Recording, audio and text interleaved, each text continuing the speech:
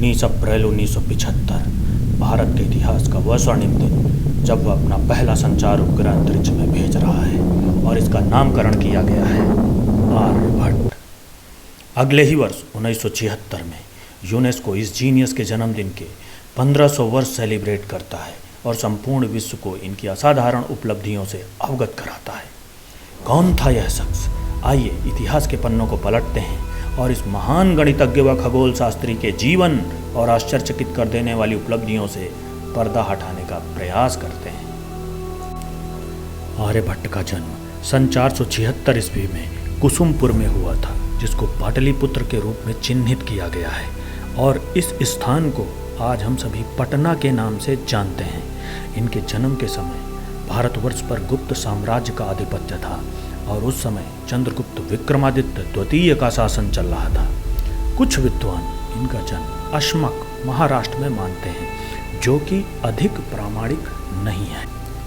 आर्यभट्ट व इनके प्रमुख शिष्य वाराहमिहिर द्वारा लिखित कई ग्रंथों से यह स्पष्ट हो चुका है कि आर्यभट्ट की शिक्षा का केंद्र पाटलिपुत्र में स्थित नालंदा विश्वविद्यालय ही था। सन 499 ईस्वी में मात्र 23 वर्ष की आयु में आर्यभट्ट एक चमत्कारिक पुस्तक आर्यभट्टी की रचना कर डालते हैं, जिसमें गणित व खगोलीय पिंडों के बारे में सटीक जानकारियां दी गई थीं। ऐसी धारणा है कि उनके इस अविश्वसनीय कार्य से प्रभावित होकर उस समय के गुप्त शासक सम्राट बुद्धगुप्त ने उन्हें नालंदा विश्वविद्यालय का प्रमुख बना दिया था। आर्यभट्ट ने अपने जीवन काल में कुल 4 पुस्तकें लिखी। नंबर 1 सबसे फेमस आर्यभट्टिया, इसमें कुल 108 श्लोक हैं। नंबर 2 पर आएगी 10 गीतिका, नंबर 3 पर तंत्रा और नंबर 4 पर है आर्यभट्टा सिद्धांता। आर्यभट्टा सिद्धांता के ज़्यादातर श्लोक उपलब्ध नहीं हैं और अभी केवल 34 श्लोक ही शेष हैं।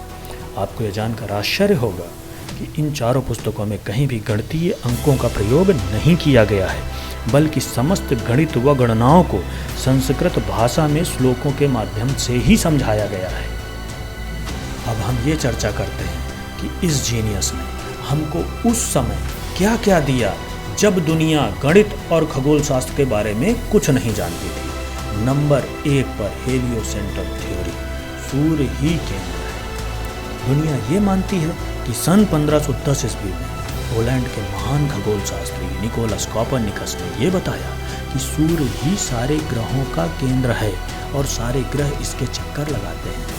इससे पहले तक धरती को ही ब्रह्मांड का केंद्र माना जाता था, लेकिन दुनिया ये नहीं जानती कि निकोलस कोपरनिकस से 1100 वर्ष पहले हमारे इस महान गणितज्ञ आर्यभट्ट ने बता दिया था कि सूर्य ही ग्रहों का केंद्र है और सारे ग्रह उसके चक्कर लगाते हैं। आर्यभट्ट व उनके शिष्यों द्वारा लिखित ग्रंथों में इसके स्पष्ट प्रमाण मौजूद हैं। नंबर 2, उन्होंने सबसे पहले सैद्धांतिक रूप से यह सिद्ध किया कि पृथ्वी गोल है और इसकी परिधि 39,968.05 किलोमीटर है, जो कि आधुनिक गणना 40,075.01 किलोमीटर से केवल 0.2% ही कम है। बिना कंप्यूटर और कैलकुलेटर के उन्होंने सिद्ध कर दिया था कि उनका दिमाग सुपर कंप्यूटर से कम नहीं है। उन्होंने यह भी सिद्ध किया कि पृथ्वी अपने अक्ष पर घूर्णन गति या रोटेशन करती है, जिसकी वजह से दिन रात होते हैं। नंबर 3, आर्यभट्ट ने खगोलीय पिंडों की दूरी की सटीक गणना की।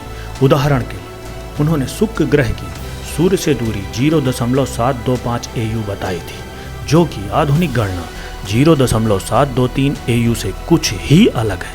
आपकी जानकारी के लिए बता दें कि सूर्य से पृथ्वी के बीच की दूरी को 1 AU माना जाता है और 1 AU में लगभग 14.95 करोड़ किलोमीटर होते हैं। आर्यभट्ट ने अपनी सटीक गणना से उन पुराने दिनों में यह बता दिया था कि एक वर्ष में लगभग 365.25 दिन होते हैं, जो कि आधुनिक गणना 365.25636 दिनों के बेहद ही करीब है। सूर्य ग्रहण और चंद्र ग्रहण क्यों लगते हैं, यह भी हमारे इस महान खगोल शास्त्री ने ही दुनिया को बताया था। ग्रहण के समय काल को निकालने का फार्मूला भी इसी जीनियस ने दुनिया को दिया।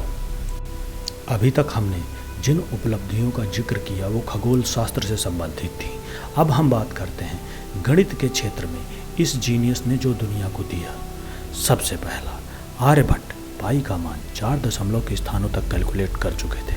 अपनी पुस्तकों में उन्होंने इसका मान 3.1416 लिखा है, जो आधुनिक गणनाओं के बेहद करीब माना जाएगा। नंबर 2, त्रिकोणमिति या ट्रिग्नोमेट्री में उन्होंने साइन और कोसाइन का प्रयोग किया है, जिसको ज्या और कोज्या के रूप में आर्यभट्टिया में बताया गया है। साइन टेबल का भी स्पष्ट उल्लेख उनके कार्यों में मिलता है। दुनिया भर से आए छात्रों ने नालंदा विश्वविद्यालय में उनसे इस ज्ञान को प्राप्त किया और दुनिया भर में फैलाया, परंतु हमारे इस महान गणितज्ञ को इस बात का श्रेय नहीं दिया गया। नंबर 3, ट्रायंगल का एरिया निकालने की विधि का भी स्पष्ट वर्णन उनकी पुस्तक में किया गया है। उनकी पुस्तकों में square root, cube root, algorithm के बारे में भी विस्तृत रूप से वर्णन किया गया है। साथ ही साथ अरिथमेटिक, मेंसुरेशन व अलजेब्रा के क्षेत्र में उनके द्वारा किए गए कार्य निश्चित रूप से अतुलनीय ही माने जाएंगे। 74 वर्ष की अवस्था में सन 550 ईस्वी में इस महान शख्सियत का देहावसान हो गया। इनकी मृत्यु कहाँ हुई उस स्थान के स्पष्ट प्रमाण मौजूद नहीं है। सो स्टूडेंट्स, इस पर्सनालिटी से संबंधित क्लास को यहीं पर फिनिश करते हैं। मिलते हैं बहुत जल्द और सीखेंगे कुछ नया। तब तक अच्छे से रहिए। जय हिंद, जय भारत। Thank you.